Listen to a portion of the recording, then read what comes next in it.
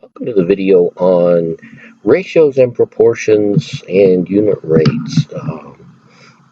Ratios and proportions, we're going to find ratios are very similar to fractions in a lot of respects. Um, in actual career math, though, they're used more often, although people sometimes don't realize they're using ratios and rates. Um, we'll also end up talking about direct proportion or direct variation, as it's called.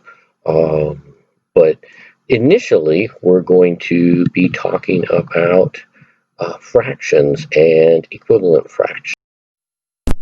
We looked at equivalent fractions a little bit in our discussion of adding fractions, and what we found was if we're comparing 2/3 and we want to see how many twelfths that is, um, well, originally we would have had to have cut everything into 4 more pieces.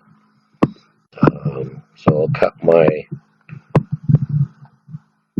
each of my thirds into 4 pieces, and the third that's missing, the 1/3 that's missing, would have been cut into 4 pieces as well. And we know that number 4, because we have 12 divided by 3, that's where we get our 4. So each of our thirds would have had to have been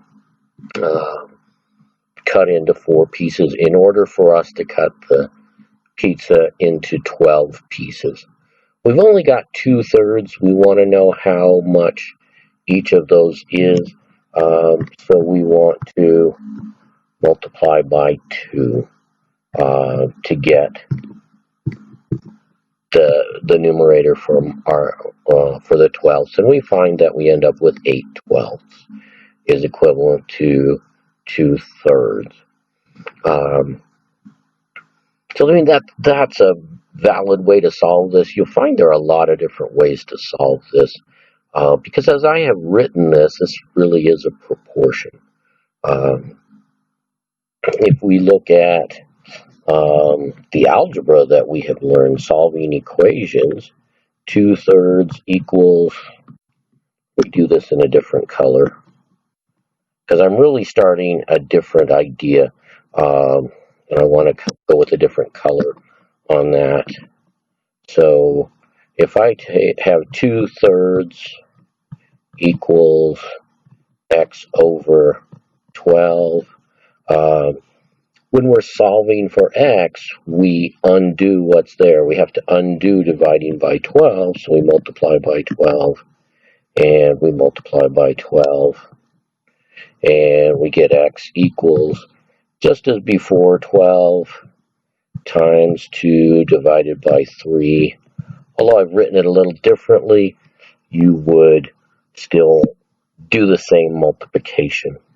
A lot of you from school are going to remember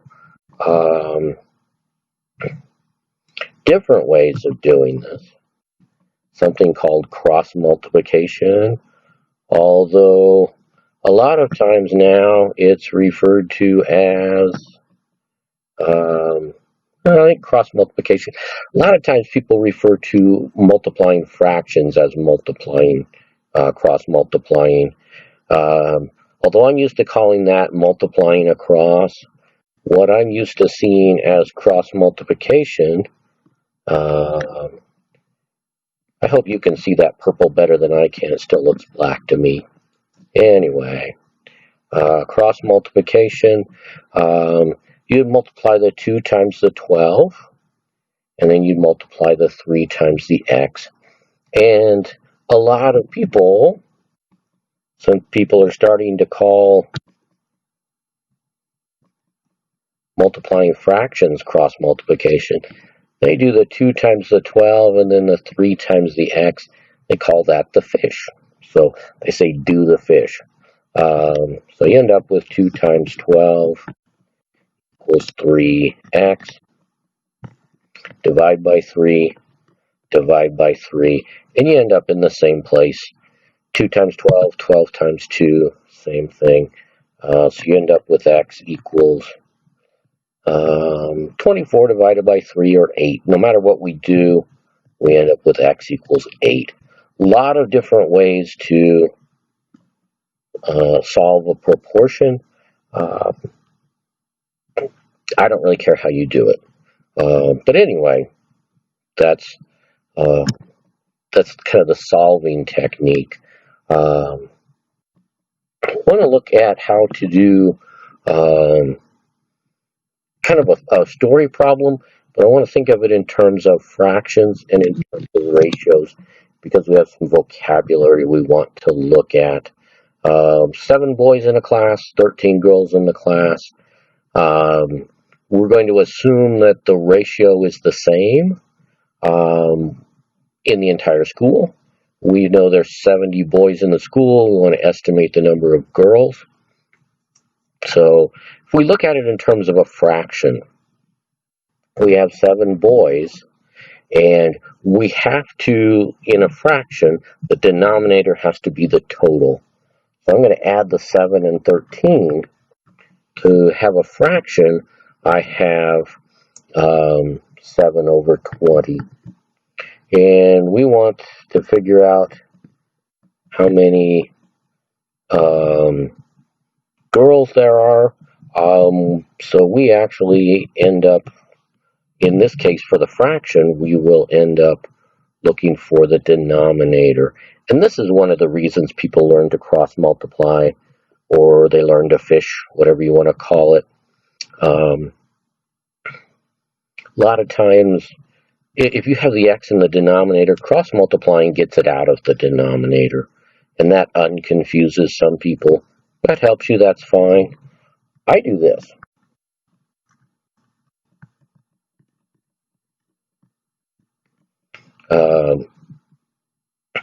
I take the reciprocal of both sides. As long as you do it to both sides of the equation, you're in good shape. And now I know 10 times 7 gives me 70, so I need to do x equals 200, although that's not the number of girls. To get the number of girls, I have to take 200 minus 70.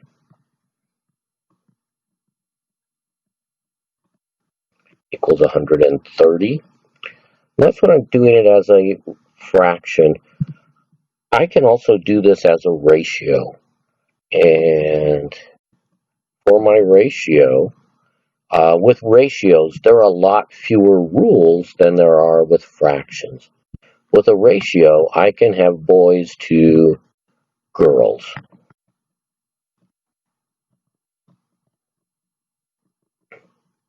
I do not have to have, I'm going to use a different variable, because I've used x to represent the total number of students. We use g to represent the number of girls. Now I have a ratio because it's part to part, one part to the other part. It's not the part to the whole. So I can call it a ratio, but I cannot call it a fraction. Interestingly enough, a ratio is just one number compared to another number. Every fraction is a ratio because I'm comparing, in this case, the number of boys to the number of students. That's a ratio. This is not a fraction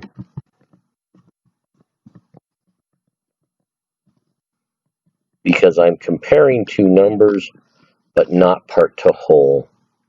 I can do the same thing, though. If you want to do the fish, we can do the fish.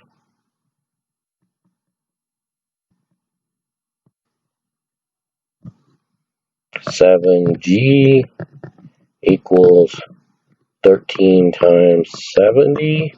And I'm not going to do that because I know I'm going to have to divide by 7.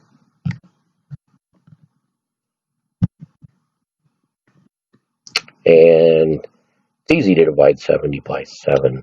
So ratios work a lot, much the same way that fractions do.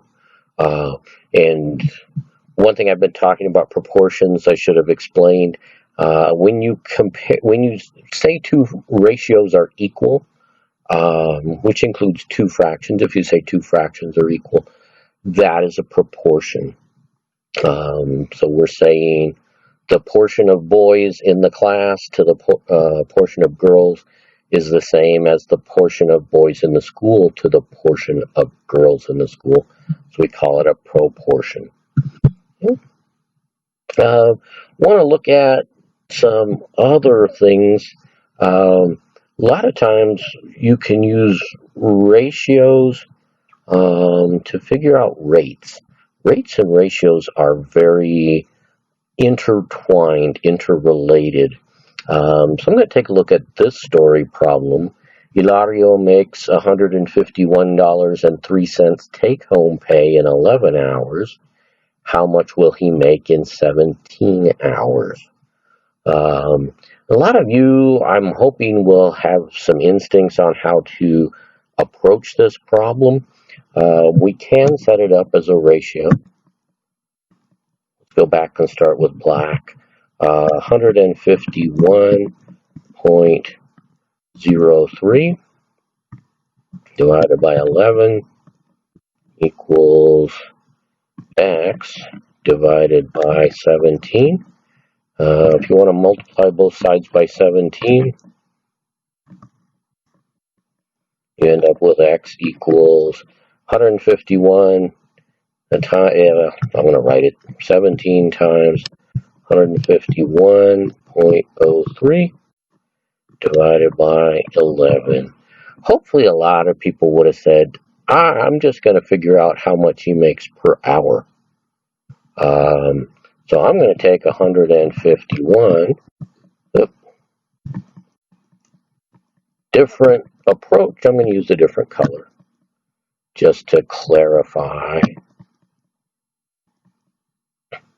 I'm going to take 151.03, divide by 11. I'll see how much he makes per hour, and I will multiply that by 17. And as you can see, thinking it through that way, you end up with the same thing. You end up doing the same thing. Then if we look at it, 151.03 divided by 11 gives us 1373 times 17, 233.41. So x equals 233.41. And that's actually how I would solve this problem, rather than setting up a ratio. You can do it either way, but unit rates can be very helpful. And I've seen a lot of problems in the online homework where unit rates can be very helpful. Problems similar to this. There was a problem about using two copiers. One copier takes this long, the other copier takes this long, or printers, I guess. If you're printing on both printers, how long would it take? It's similar to this problem. Francisco and Jamal have a landscaping business. They mix concrete to make sidewalks and patios. Jamal can mix 0.08 cubic yards of concrete in 1 hour and 10 minutes. Francisco can mix 0.06 yards in 50 minutes. Working together, how long will it take them to mix 0.3 cubic yards? Think about this before we start this. If I had told you that Jamal can mix 0.04 cubic yards, and a cubic yard is a volume measurement, typically used for concrete, 0.04 yards per hour, and Francisco can mix 0.06 cubic yards per hour, would you then be able to solve the problem? Restart the video after you thought about that for a minute. Assuming you have thought about it, I'm hoping that most people, my experience has been that most people, given this, would say that between the two of them, if they're working together, they can mix 0.1 cubic yards per hour, which would mean it would take them 3 hours. That's not what this problem says, but hopefully it gives you a clue as to how you can solve the problem.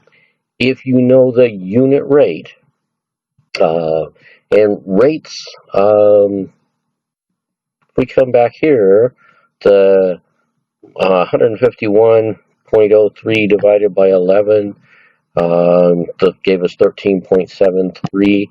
That's dollars per hour. That's a rate. It's actually what we call a unit rate, because it's for one thing. And here we've got cubic yards for 1 hour. They're unit rates, and hopefully it makes sense that you can just add them once you have unit rates. Basically, with a unit rate, you're forcing yourself to have a denominator of 1 in each for each rate. You're forced to have a denominator of 1. When you have the same denominator, you can just add them. So that's why we like to have unit rates. We don't have unit rates, though. We were not given unit rates in this case, but we can find unit rates. So Jamal, 0.08. I'm going to change my dash to a colon to signify that's not part of the equation and that the dash is not a negative sign. Anyway, 0.08 cubic yards. Cubic yard is really big. It's hard to mix a cubic yard of concrete. That's why we have decimals. Per 1 hour and 10 minutes. And I'm going to say 1 hour and 10/60ths of an hour. And I'm going to go to my calculator now. 10 divided by 60 gives me 0.1666 and a bunch of sixes. And the last 7 is not actually accurate. It has been rounded because the number after that would be 6. Doesn't really matter. We talked about significant digits. In terms of the actual problem, we're not really going to worry about that. In fact, I'm going to round this to the nearest hundredths, because if we've already made our measurement to the nearest minute, is the nearest 60th. Oh, whoops, I'm not done yet. So I'm going to take my, well, let's go back. I'll take my 0.08 divided by 1.17, just to show what I'm doing.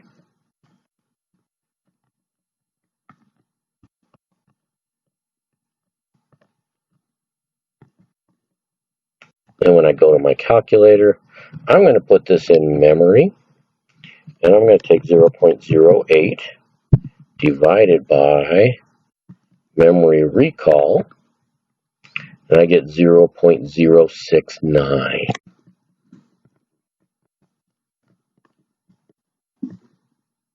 Cubic yards per hour. That's per 1 hour, so it's a unit rate. Francisco, same thing. 0.06 divided by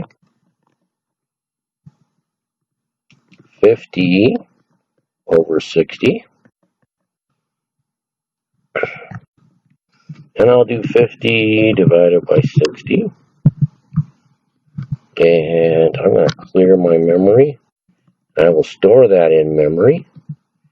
And I'll come back 0.06. I want 0.06 cubic yards per memory recall 0.0833, 0.072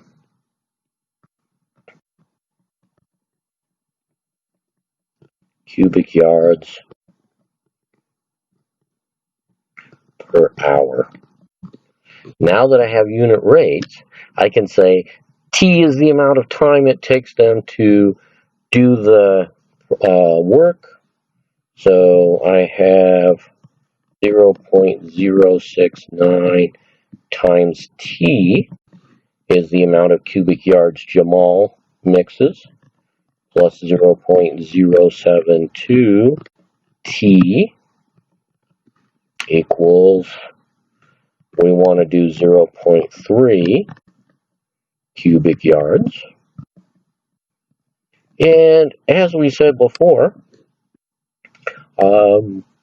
we could just add those two unit rates, but the way I've written it, we can actually combine like terms. So I'm going to take my 0.072, add my 0.069, get 0.14. So I have 0.0, to give myself a little room here.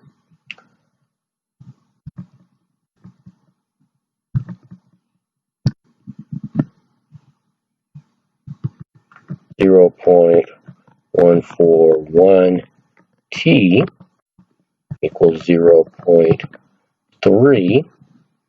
Now I divide both sides by 0.141 because I am solving an equation at this point. Divided by 0.141.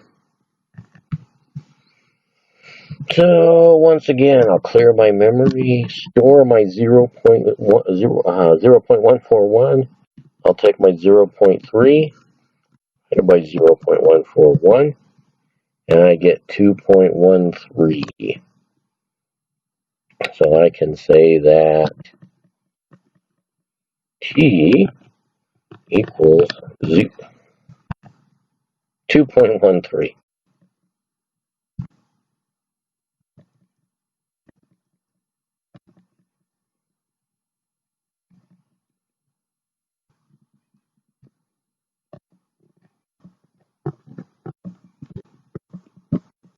Hours.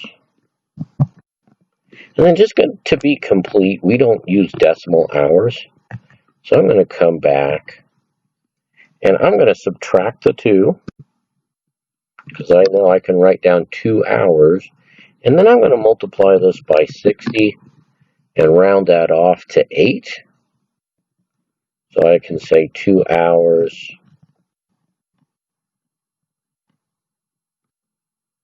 Let's do it right.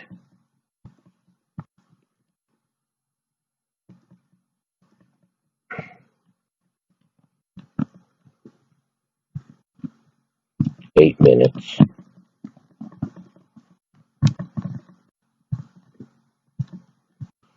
Whenever you have two things working together, this is kind of the strategy you want to use. Find the individual unit rates, add them together. Then you can figure out how long it's going to take. Thank you.